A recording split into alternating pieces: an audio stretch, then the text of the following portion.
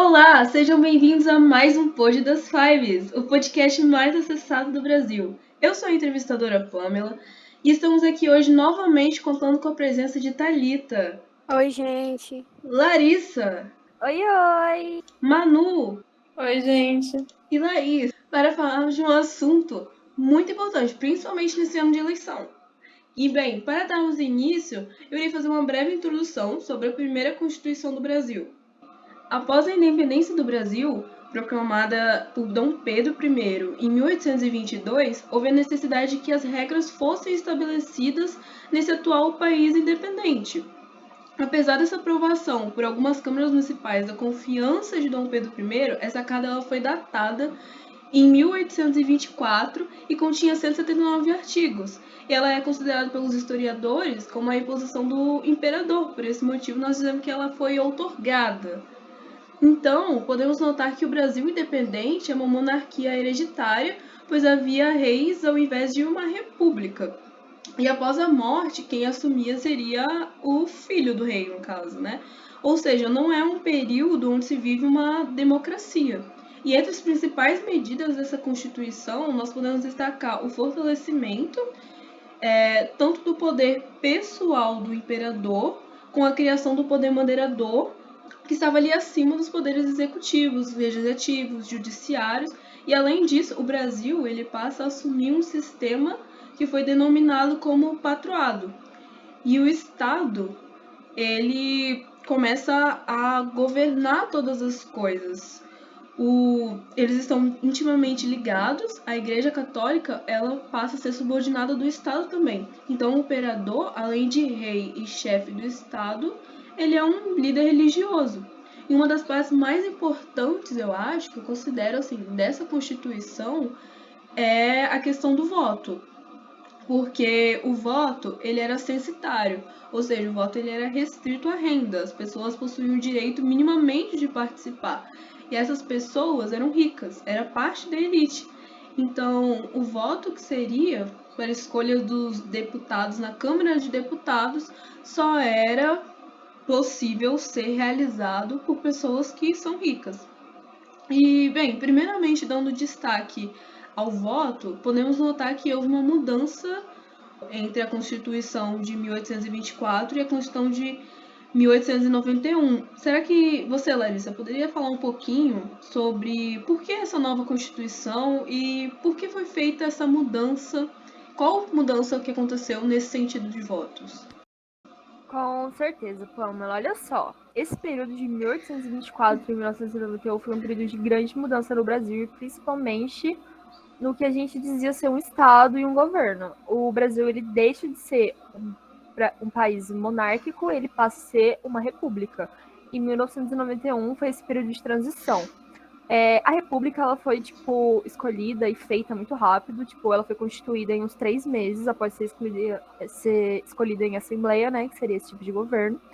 E a mudança do voto, que nem você estava falando, foi algo muito essencial para a democracia, visando que o princípio seria essa mudança da Constituição para uma acessibilidade do povo nas escolhas de governo, em todos esses tipos de escolha que era realmente de muita importância e ainda é para a gente. Só que nessa época o voto ele era aberto, né, para a população, só que para os homens brasileiros alfabetizados e maiores de 21 anos. Mulheres não votavam, abaixo de 21 anos não votavam, analfabetos não votavam. E com isso também, com essa mudança do Brasil monárquico para a república, a gente também teve uma mudança na religião do Brasil, que em 1891, ela passou a ser um Estado laico e deixou de ser um Estado 100% católico. E assim, todas as religiões que existiriam no Brasil poderiam se expressar de maneira igual. Religiões vindas da África, por exemplo, dos escravos, religiões indígenas, e tudo isso deixou de ser um tabu, que antes era muito mal olhado, né, pela Igreja Católica. Uma dúvida muito comum, Larissa, é se o Estado laico significa ser um Estado sem religião. Essa afirmação está correta? Com certeza não, né? Porque um Estado laico ele vai visar essa separação do Estado e da religião. A partir dessa ideia de laicidade, o Estado ele não vai permitir uma interferência corrente das religiões em assuntos estatais ou políticos, né? E ele não vai privilegiar uma ou algumas religiões sobre as demais. Porém, o Estado laico ele não vai fazer uma proibição de escolha de religião de cada cidadão. O Estado laico não significa necessariamente ser um Estado ateu. É porque quando a gente fala que o Estado laico ele é um Estado sem religião, na verdade a gente está dizendo que ele é um Estado ateu.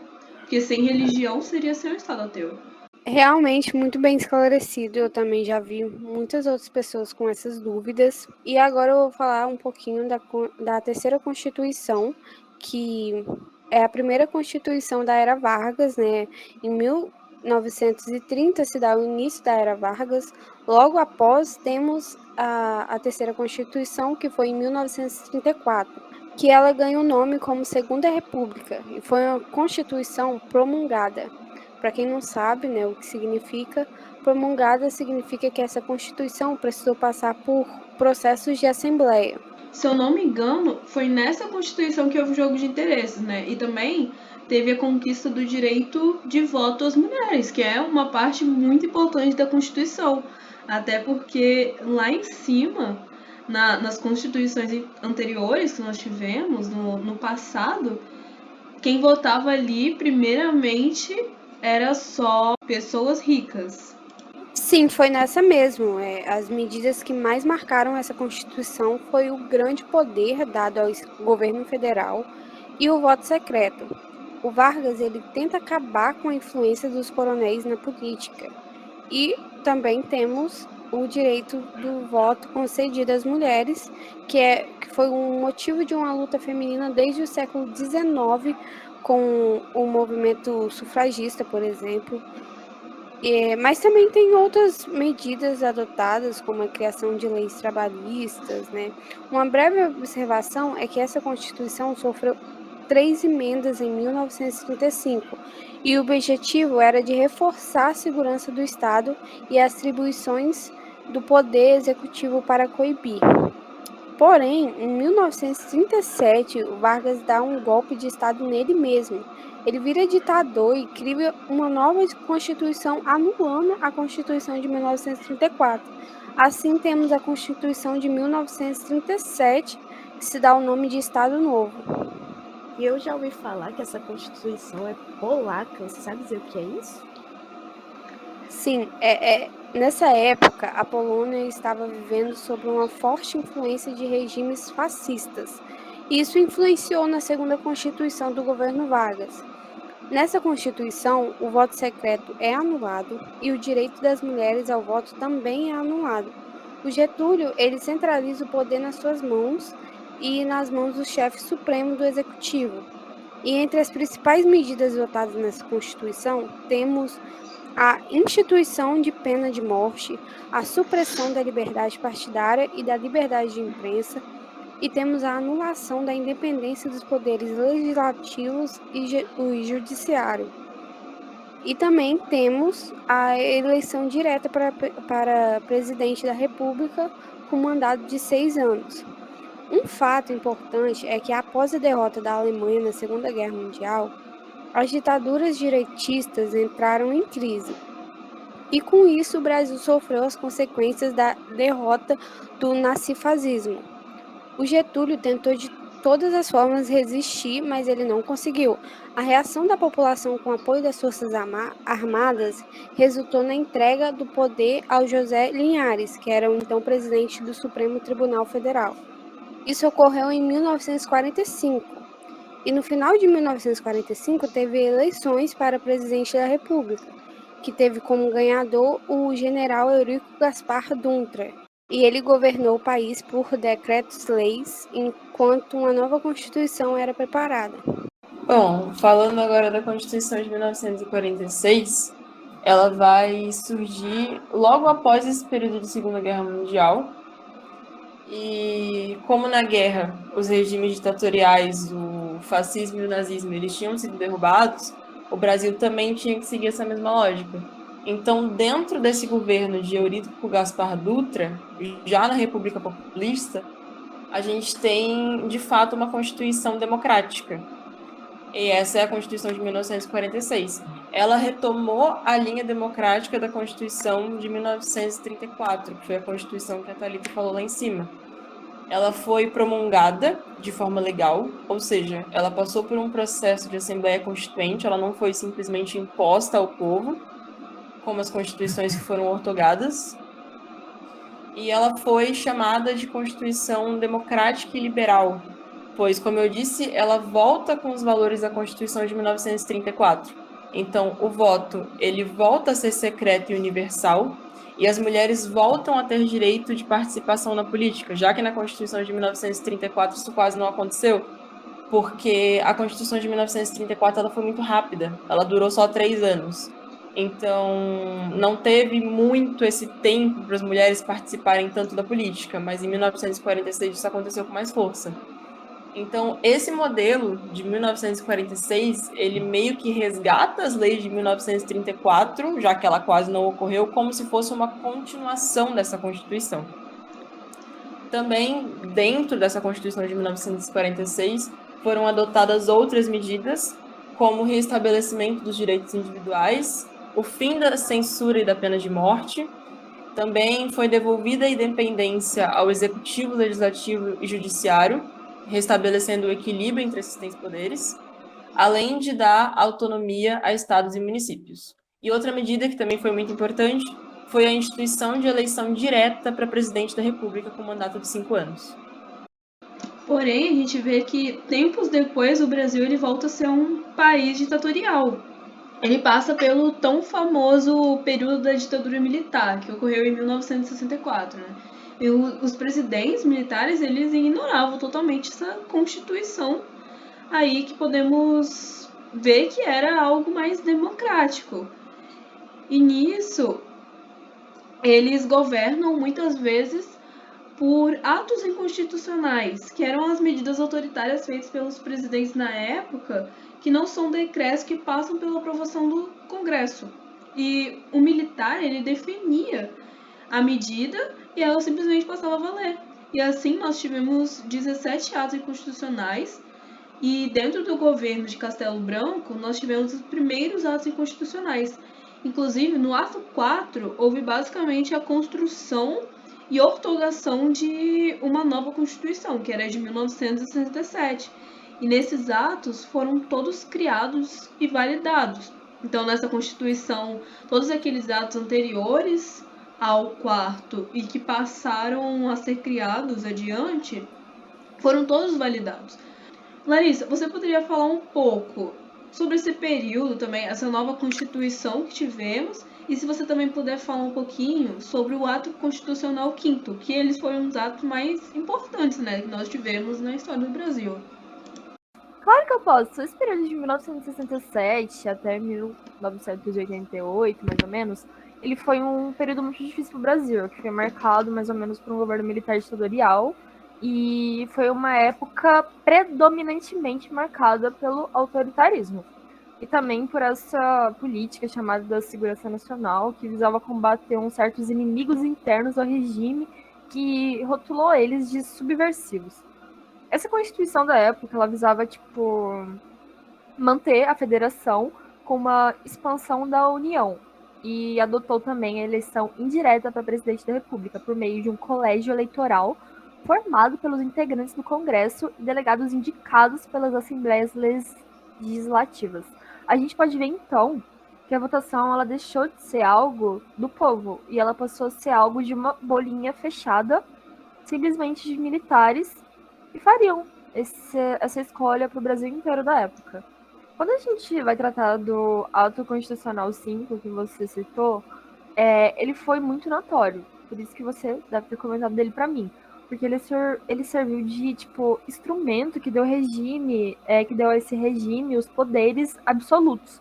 E a primeira consequência dele foi o fechamento do Congresso Nacional, por, 1 ano, mais ou menos. E manteve em recesso os mandatos dos senadores, deputados e vereadores que passaram a receber somente, a parte fixa dos seus subsídios. Entre outras medidas que esse Ato Constitucional 5 teve, a gente tem destaque para suspensão de qualquer reunião de cunho político, que era extremamente proibido ser feito na época, principalmente se fosse contra o governo.